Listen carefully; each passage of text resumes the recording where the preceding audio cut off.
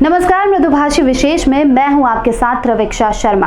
हाल ही में नीट और JEE exams के बारे में सुप्रीम कोर्ट का फैसला आया है कि एग्जाम्स अपने टाइम पर कराए जाएंगे और इसके बाद बहुत ही हल्के किस्म की राजनीति शुरू हो गई है।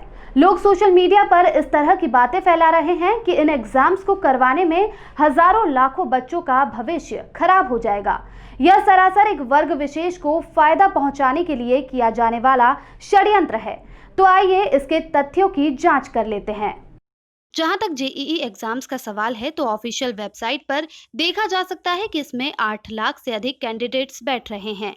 इनमें से 6,49,273 कैंडिडेट्स ने अपने एडमिट कार्ड स्कोर डाउनलोड कर लिया है और उनके कैंडिडेट्स की फर्स्ट चॉइस जो इन परीक्षार्थियों को दी गई है उनका रेशियो 99.07% है और 8.5 लाख कैंडिडेट्स में उसे सिर्फ 120 कैंडिडेट्स ने अपना सेंटर बदलने के लिए रिक्वेस्ट की है।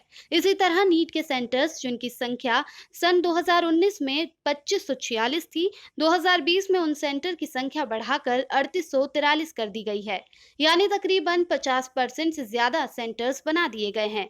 इसके बाद भी इस तरह की शिकायतें हैं कि हमारा सेंटर हमारे घर से 500 किलोमीटर दूर है। यह बहुत बेमानी सी बात है और वह भी तब जबकि हर कैंडिडेट को 5 बार अपने सेंटर चेंज करने का मौका दिया गया और तकरीबन 95,000 कैंडिडेट्स ने अपने सेंटर चेंज किए। इसके बाद यह शिकायत करना कि उनका सेंटर उनके घर से 500 किलोमीटर दूर है प्रैक्टिकली पॉसिबल नहीं है।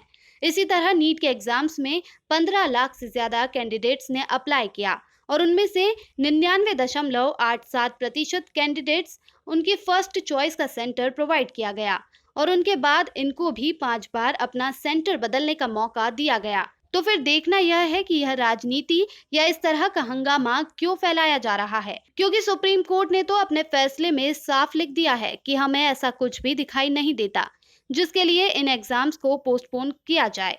तो इसके बाद भी क्यों इस तरह का खेल खेला जा रहा है, क्यों बच्चों के भविष्य के साथ मजाक किया जा रहा है। जिन बच्चों ने अपनी तैयारियां कर रखी है उनके साथ क्यों अपने फायदे के लिए इतने हल्के स्तर की राजनीति की जा रही है। दरअसल यह प्राइवेट कॉलेजेस के मालिकों और उनके समूह के द्वारा फैलाया गया जाल है। यह प्राइवेट कॉलेजेस सन 1996 और उसके बाद 3-4 साल तक लगातार बहुत तेजी से खोले गए थे। उस समय कॉलेज खोलने के लिए सबसे बड़ी शर्त यह होती थी कि 50 लाख की एफडी जमा करनी पड़ती थी और उसके बाद कहीं पर भी कोई कॉलेज खोला जा सकता था। इसके बाद इन प्राइवेट कॉलेजेस ने पूरा शिक्षा का एक माफिया चलाना शुरू कर दिया। उस समय 50 लाख रुपए की रकम बहुत बड़ी रकम हुआ करती थी और जाहिर सी बात है कि इतनी बड़ी रकम आम आदमी के पास तो नहीं होती थी। यह ज्यादातर रकम या तो राजनीतिक दलों के व्यक्तियों के पास थी या फिर ऐसे लोगों के पास थी जो 2 नंबर का काम करते थे। इसलिए उस समय प्राइवेट कॉलेजेस की एक बाढ़ जैसी आ गई थी और उस समय ज्यादातर काला धन किस राजनीतिक दल के पास था, किस जगह के बिजनेस हाउसेस सरकार में अपना दखल रखते थे और किस तरह के लोग अपना काला धन एक नंबर में करने के लिए कॉलेजेस और शिक्षा जैसे क्षेत्र में काम करने लगे थे, यह किसी से छुपा नहीं है। इन कॉलेजेस को खोलने के बाद यहाँ पर एडमिशन्स के लिए किस तरह से सीटें बेची जाती थी यह भी सबको मालूम है। लाखों रुपए डोनेशंस के नाम पर देना पड़ते थे और जिसके पास पैसा होता था वह इन सीटों को खरीद लेता था। जो काबिल बच्चे होते थे उन्हें किसी भी तरह से मौका नहीं मिल पाता था। इस तरह से यह शिक्षा माफिया अपना काम करता था।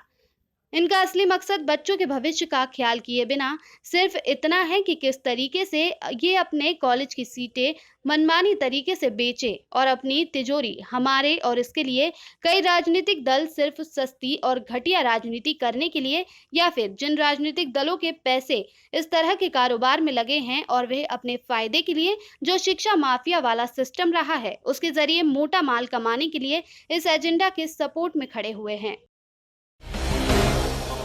ताज़ा खबरों के लिए हमारे चैनल को सब्सक्राइब कीजिए, लाइक कीजिए और शेयर कीजिए।